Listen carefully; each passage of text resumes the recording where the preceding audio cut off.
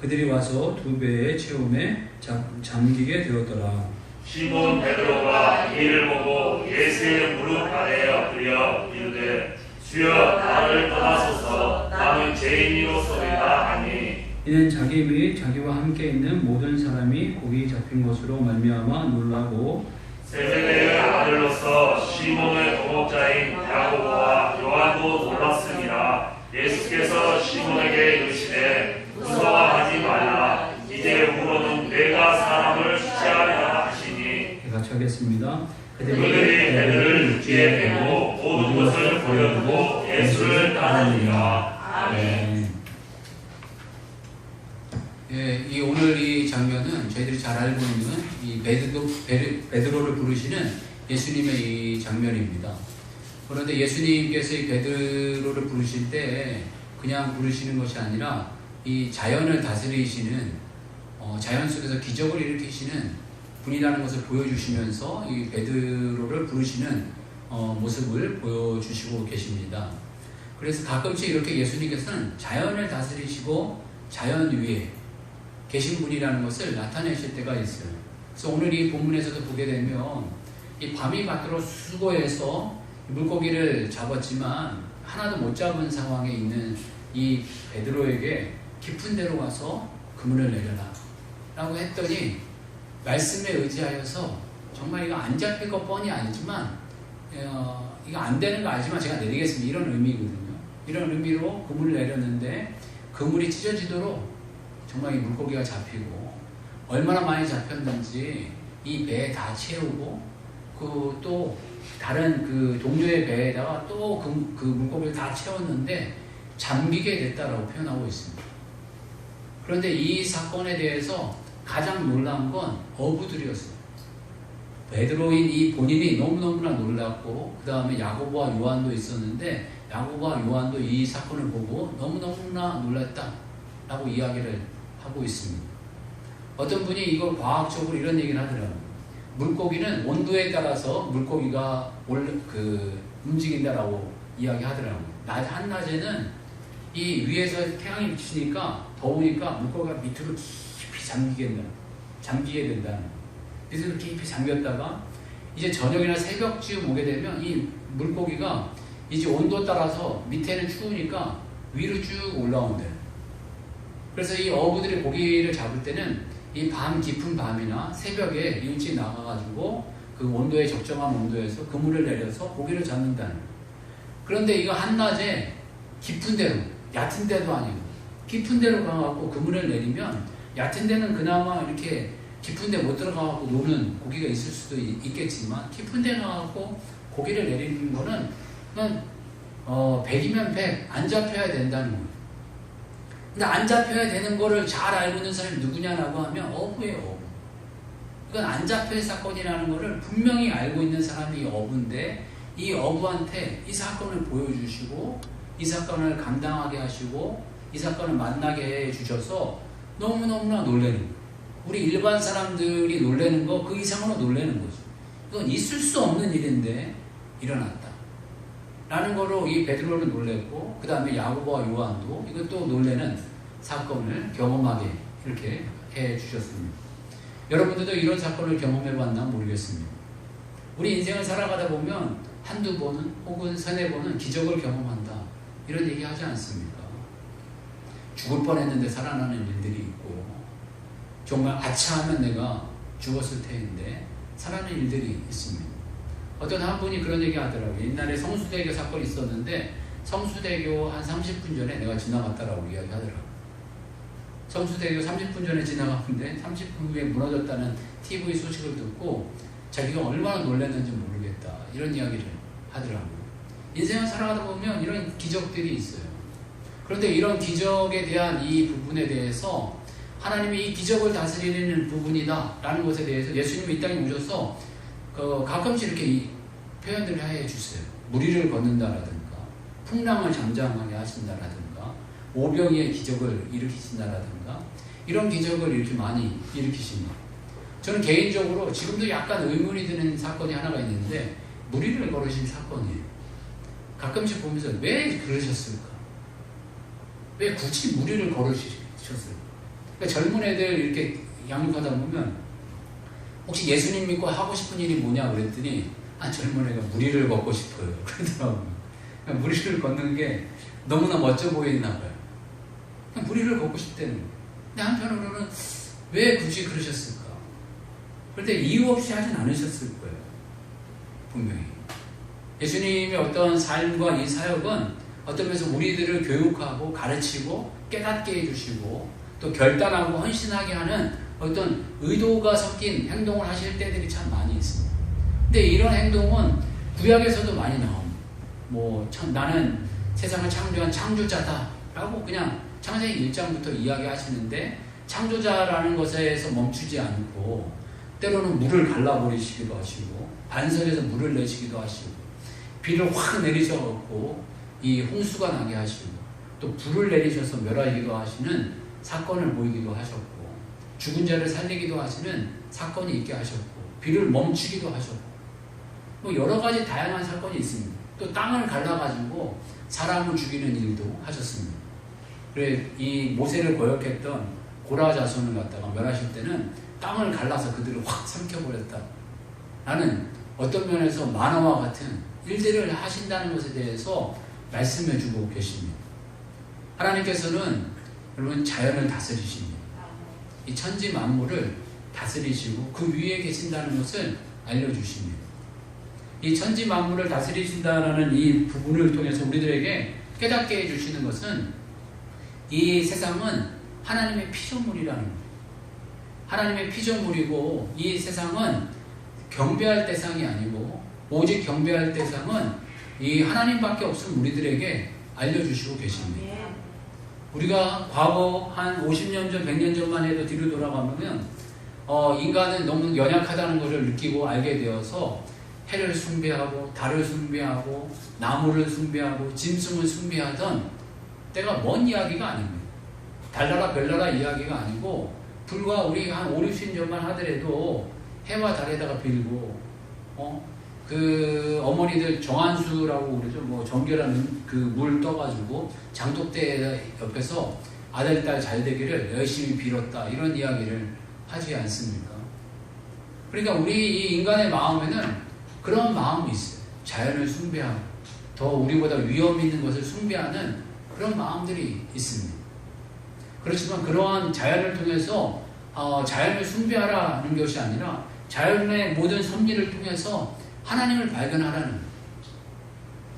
이 예수님 만나고 하나님 만나고 나니까 자연 만물을 보게 되면은 하나님 주신 은혜가 있는데 그게 뭐냐면 하나님을 찬양하게 되는 거예요. 이 TV 같은 데 이렇게 보면은 이 세계 각 지역을 이렇게 나타내는 세계 여행 같은 거 보게 되면 기가 막힌 곳들이 참 많더라고요. 참 멋진 자연이 펼쳐지고 또 멋진 바다가 펼쳐지고 멋진 경치가 이렇게 펼쳐질 때마다 하나님의 섭리에 놀래죠. 그리고 하나님을 찬양하게 됩니다.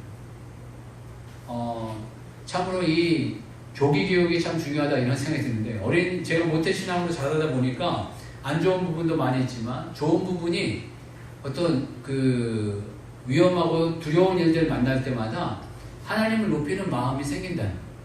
가끔씩 천둥 번개가 칠 때마다 얼마나 우렁차고 얼마나 위험이 있습니다. 특히 여름 같은 때 보게 되면 천둥 한번 치면 꽝 우라랑 꽝꽝 하면 두려운 마음이 확 들릴 마음이 있죠. 그런데 이게 하나님의 목소리는 아닐까. 또 하나님이 어떤 그 말하시는 그 목소리의 어떤 소리의 톤은 아닐까. 이런 어떤 위험이 될 때가 있습니다. 우리가 자연 만물을 볼 때마다 하나님을 경배하고 또 하나님을 인정하고 하나님을 높이는 마음이 있기를 원하고요. 다음에 이 자연 만물을 볼 때마다 우리들에게 들어야 될 마음은 회개하는 마음이 들기를 주의 이름 축복합니다. 오늘 보게 되면 그 베드로가 이 예수님의 이 놀라운 기적을 경험하고 난 다음에 했던 고백은 예수님 나를 떠나소서. 나는 죄인이로소이다. 이런 고백을 하게 됩니다. 우리 한번 같이 볼까요?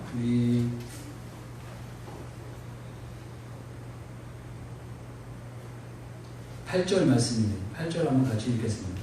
자, 18절 같이 읽습니다. 시작. 시몬 베드로가 이를 보고 예수의 무릎 아래 엎드려 이르되 주여 나를 떠나소서 나는 죄인이로소이다 하니. 참으로 이 말씀을 이렇게 보게 되면서 참 이렇게 나 같았으면 나라면 어떤 표현을 했을까 이런 생각을 갖게 됩니다. 두려워서 아무 말도 못하는 그런 마음을 가졌을 수도 있고 정말 이렇게 그냥 예수님 대단한 분이시군요 뭐 이렇게 얘기했을 수도 있는데 베드로는 그 즉시 자기가 죄인이다 라는 이런 회개를 하는 모습을 보여주고 있습니다. 이 누가를 통해서 저희가 이 바울의 사상과 바울의 생각을 저희들이 발견하길 원하는데 이 똑같은 이 비슷한 사건이 마가복음하고 마태복음하고 마가복음에도 이렇게 나와 있습니다. 그렇지만 이 마가복음하고 그 마태복음하고 이 마가복음에서는 그냥 예수님을 따르는 예수님이 베드로를 불렀다. 그래서 그물을 버리고 예수님을 따랐다. 이런데 이렇게 초점이 맞춰져 있어요. 어차피 예수님이 베드로를 불렀고 베드로는 그거에 대해서 즉시 응답해서 따르게 되었다. 라는 이런 다른 부분에 대해서 초점을 맞추고 있지만 이 바울은 그렇지 않았어요. 바울은 한 가지 더 초점을 맞췄는데 뭐냐 하면 예수님을 만나면 회개가 일어나고 예수님을 만나면 자기가 죄인인 줄 안다는 겁니다. 여러분 예수님 만나셨나요? 아멘. 그리고 예수님 만나신 다음에 여러분이 죄인임을 발견하셨나요? 아멘. 여러분 예수님을 만났는데 자기가 죄인인 줄은 모르는 그런 때가 있어요. 절대 그러시면 안 됩니다. 어떤 분 교육을 통해서 예수님을 만나면 자기가 죄인인 줄 아는 은혜가 임해야 됩니다. 그러면서 회개가 일어나야 합니다. 아멘. 우리가 회개가 일어나지 않고 예수님 믿는 사람들 있을 수 있습니다. 아니면 회개가 일어났는데도 일어났는 줄 모르는 이런 사람도 있습니다. 예수님 만나면 여러 가지 사건이 이렇게 막 변하다 보니까 이게 정리가 안 된 케이스가 있을 수도 있지만 조금 정리를 해야 되는 부분이 있습니다. 예수님 만나면 예수님 만나고 내가 예수님 믿겠다 라고 이렇게 표현을 하면 교리적인 표현으로 회심했다 라고 표현합니다. 터닝 포인트가 됐다 이렇게 표현하는 거죠. 과거 예수님 모르고 살던 이 삶에서 이제 예수님 만나면 예수님 믿고 따르겠다 라는 사람으로 터닝 포인트가 된다는 거죠. 삶이 변한다는 거죠. 회심한다는 거죠. 그리고 조금 더 이 로마서적인 입장에서 보게 되면 칭의를 잊게 된다는 거예요. 의로움을 잊게 된다는 거예요. 그런데 우리가 가끔씩 이러한 삶을 좀 구분해 보겠습니다. 회심과 회개를 구분하지 못하는 거예요. 그리고 또 칭의와 성화를 구분하지 못하는 겁니다. 우리 예수님을 바로 믿으면 회심은 이례적으로 일어납니다. 단 이례적으로 회심은 이게 돌이키는 마음, 난 예수님을 따를 거야 라는 이런 어떤 회심의 마음은 이례적으로 일어나는 거죠. 그러니까 회심이 반복적으로 일어나는 게 아니고 이례적으로 일어나는 거죠. 그러나 회개는 지속적으로 일어나야 돼요. 반복적으로 일어나야 됩니다. 예수님을 따르기 위해서 옛 성품이 자꾸 나오는 거예요. 옛 고집이 나오는 거예요. 옛 사람이 자꾸 나오는 거예요.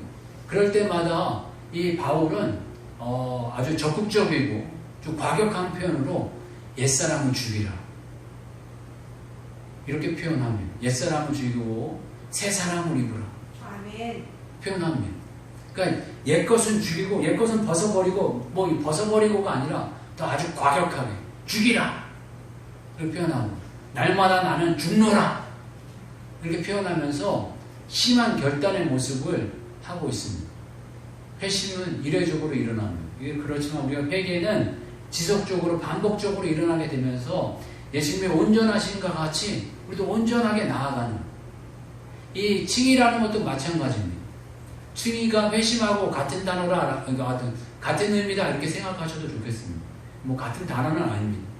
칭의라는 건 이 회심이라는 것은 우리가 마음을 돌이키고 예수님을 따르겠습니다. 믿습니다. 라고 하는 그 순간 천국에 갑니다. 이 칭의를 입습니다. 우리가 의로워진다는 거예요. 우리는 의롭지 않지만 너는 이제 의로운 사람이야 라고 칭해 주신다는 거예요. 그러므로 말미암아서 우리가 의롭게 될 뿐만 아니라 하나님의 자녀가 되고 하나님의 자녀가 될 뿐만 아니라 우리가 하나님의 자녀로서 양자로서 상속권을 갖는 자가 된다는 거예요. 기업을 얻을 자가 된다는 것입니다. 그런데 거기에서 끝나고 머물러 있어도 하나님 구원을 해 주시죠. 그렇지만 우리가 믿는 자로서 이 세상에 하나님의 자녀에 대한 모습을 살고 하나님의 자녀된 영광을 누리기 위해서는 끊임없이 성화되어져 가는 과정이 필요하다는 거예요. 끊임없이 회개하며 또 우리의 말씀대로 살려고 하고 말씀을 기준 삼고 주님의 뜻대로 살려고 하고 이런 어떤 몸부림이 필요하다는 것입니다. 그래서 이 칭의와 성화를 헷갈려 하면 안 되겠고 회심과 회개를 또 헷갈려 하면 안 되겠습니다. 어떤 면에서 이것은 순서적으로 일어나진 않습니다. 회심이 일어나고 회개가 일어나고 칭의가 있고 성화가 있고 이런 것보다는 갑자기 복합적으로 확 일어나게 되는 경우들이 있습니다. 난 예수님 믿겠습니다 라고 하면 이 사건이 동시다발적으로 확 일어납니다. 근데 정리가 좀 안 되는 경우들이 있습니다. 정말 이러한 자연 기적 여러 가지 우리가 감당하지 못한 일들을 만날 때마다 저희들 이 베드로와 같이 철저히 회개하고 또 바울이 이 회개가 중요하다는 것, 회심이 중요하다는 것, 또 죄인됨을 발견하는 것이 중요하다는 것을 이 본문을 통해서 우리들에게 말씀해 주고 계십니다. 정말 아까도 말씀드렸지만 코로나19 시대가 정말 이 총칼이 난무하는 그런 전쟁이 우리 옆에 일어나지 않기 때문에 우리가 그만큼 두려워하지는 않습니다. 두려운 마음도 있고 또 어찌할까 모르는 그런 마음도 있고 또 이 코로나가 너무 멀게만 있는 게 아니고 근접해 있고 가까이 있고 주변의 사람들에게도 이 한 달이 걸려 두 달이 걸리면 걸린 사람들이 있는 시대 가운데 저희들이 살고 있습니다. 그런데 이 인구를 따져보면 지금 이제 끝나면 어떻게 될지 모르겠지만 인류 역사상 한 단일 사건으로 단일 전쟁이나 단일 전염병이나 단일 사건으로 가장 많은 사람이 죽은 사건이 아닐까 하는 시대에 저희들이 지금 살고 있습니다. 하나님 원하시면 이거보다 더 강력하고 혹독하게 하실 거예요.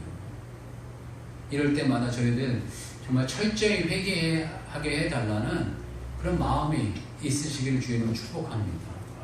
그리고 저 자신도 요 근래에 드는 마음은 하나님 회개의 영을 주세요 라는 마음으로 기도하는 때가 있습니다. 그럼 회개는 어떻게 하는가? 우리가 어떤 면에서 주님 앞에 오늘 회개해야지 한다고 회개가 되는 부분은 아닌 것 같습니다. 회개는 하나님 주시는 선물입니다. 하나님 주시는 역사예요. 뜻하지도 않았는데 회개의 마음을 하나님 부어주시는 거예요. 회개의 영을 불어넣어 주시는 거예요. 그리고 지속적인 회개의 과정은 성령 하나님의 역사입니다. 죄를 싫어하고 죄를 발견하게 하고 죄를 깨닫게 해주셔서 우리를 끊임없이 온전케 만들어 가시는 역사입니다. 그건 하나님이 이러한 영을 불어넣어 주시길 우리가 구해야 하겠고 또 말씀 속에서 깨달으면서 회개는 우리들이 안에 생겨가게 됩니다. 하나님 주시는 말씀대로 살려고 하고 하나님 말씀대로 그 뜻대로 살려고 하게 될 때 우리가 회개를 하게 되고 회개를 발견하게 되는 역사가 일어나게 됩니다. 그리고 회개는 인류의 기독교 역사를 보게 되면 회개의 영이 강력하게 임할 때 그 당시에 그 시대에 하나님 부흥을 주십니다. 이 1900년도에 이렇게 보게 되면 이 큰 부흥이 일었던 시대를 살게 됐는데 그 부흥이 일어나기 전에 일어났던 역사는 늘 회개의 역사가 일어났습니다. 어떤 여러분들의 개인적인 삶이 더 강력해지고 더 온전해지고 능력이 있어지려고 한다면 우리들에게 일어나야 될 역사는 이 회개의 역사입니다. 내가 말씀대로 살겠습니다. 하나님 뜻대로 살겠습니다. 하나님 말씀이 진리입니다.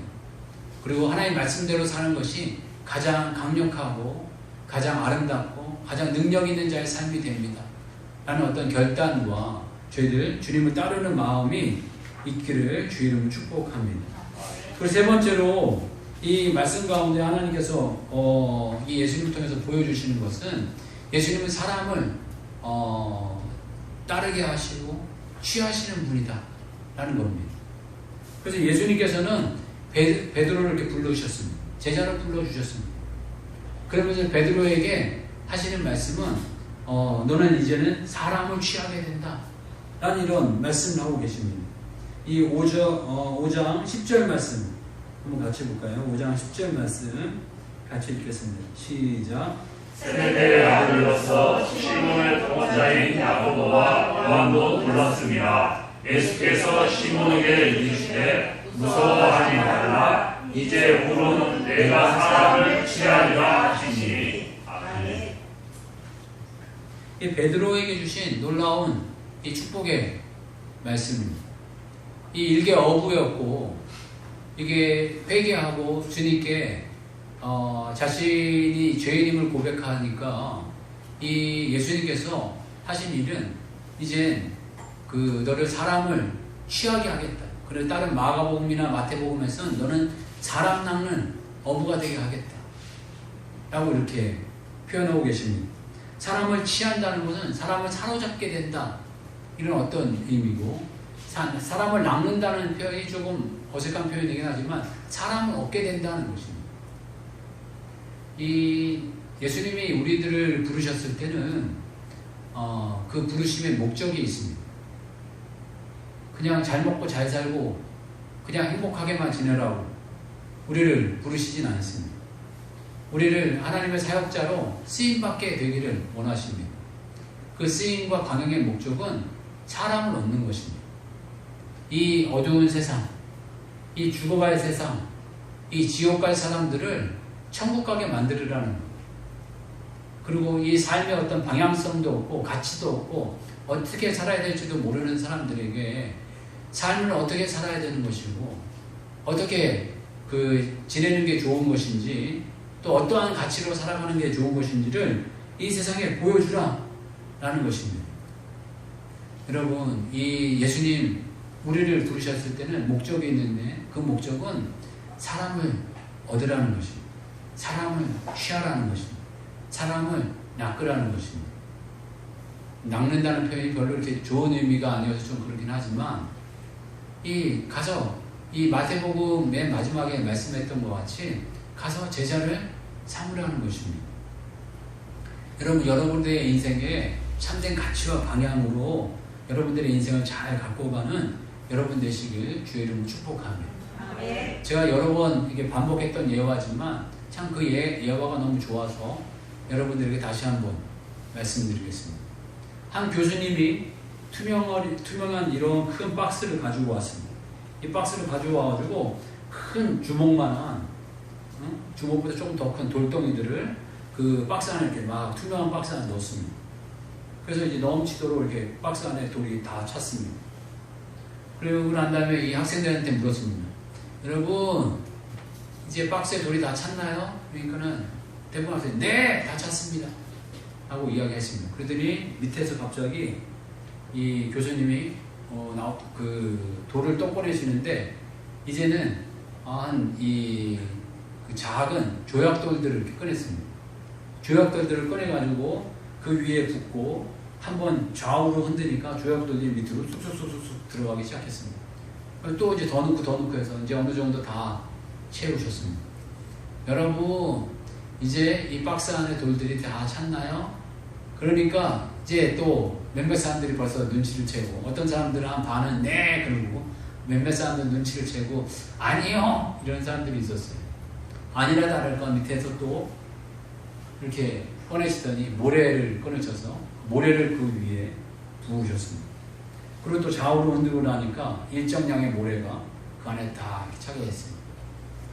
또 여러분 이제 다 찼나요? 라고 했더니 또 반 정도는 네 그러고 또 50%는 이제 또 눈치가 있으니까 아니요 또 그랬습니다. 아니라 다를까 밑에서 또 주전자에 물을 꺼내시더니 그 위에 물을 이렇게 부으셨습니다. 이 이야기를 하시면서 학생들에게 이런 얘기를 하시더라고요. 여러분, 시간은 쪼개면 쪼개고 쪼갤수록 시간은 납니다. 라는 이야기를 여러분들에게 하고 싶어서 이 이야기를 한 게 아닙니다. 여러분, 인생을 살다 보면 여러 가지 시간이 있습니다. 그런데 제가 여러분들에게 꼭 드리고 싶은 말씀은 큰 돌은 먼저 넣어야 꼭 들어갈 수 있습니다. 물이 다 차고 모래가 다 차고 조약돌이 다 차고 주먹만한 돌이 다 찬 상태에 큰 돌을 넣으려고 하면 절대 큰 돌은 넣을 수 없습니다. 여러분들의 인생 가운데 큰 돌이 넣어야 하고 무엇이고 꼭 넣어야 할 돌이 무엇인가를 반드시 구분하셔서 제일 먼저 넣으십시오. 제일 먼저 넣어야 꼭 들어갑니다. 그렇지 않으면 절대 들어가지 못합니다. 이런 이야기를 하시더라고요. 참 그 이야기를 들으면서 저도 저 자신에게 큰 충격을 많이 받았습니다. 여러분, 전도하는 거, 사람을 얻는 거, 생명을 얻는 거, 우리 인생 가운데 가장 우선순위를 두지 않으면 그 우선순위가 뒤로 밀려서 나중엔 절대 할 수 없습니다.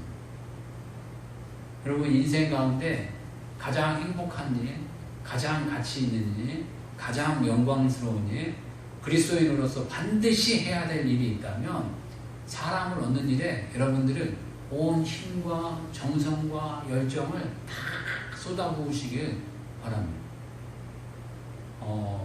불광불급이라는 얘기가 있죠. 미쳐야 얻는다는 거. 전도는 이런 것 같습니다. 전도는 미쳐야 얻습니다. 정말 저희들 세상 옛날 표현대로 곱게 미치는 겁니다. 아름답게 미치는 겁니다. 여러분, 우리 이 예수님 부르신 같이 우리를 제자를 위해서 우리를 부르셨고 사람 낳는 위를 위해 부르셨다면 저희들 시간, 열정, 물질, 에너지 정말 이런 사람 얻는 데 좀 더 많이 투자하고 최선을 다해서 투자해서 정말 주님 앞에 부끄럽지 않도록 주님을 따르는 것이 바로 이런 삶입니다. 사람 얻어 가려고 애쓰고 힘쓰는 거. 요즘 시대가 참 어려워서 사람 얻는 게 너무너무나 쉽지 않은 시대 가운데 살고 있습니다. 그럼에도 불구하고 저희가 사람 얻는 것은 최고의 가치라고 생각해서 그 가치에 더욱더 힘을 쏟고 열정을 쏟고 물질을 쏟아가는 저와 여러분 되시길 주의 이름으로 축복합니다. 다시 한번 기도할 때 저희들 주님을 따르는 것이 무엇인가 다시 한번 생각해보고 또 주님을 철저히 따라가는 인생이 되게 해달라고 같이 한번 기도하겠습니다. 주여 한번 외치고 기도하겠습니다. 주여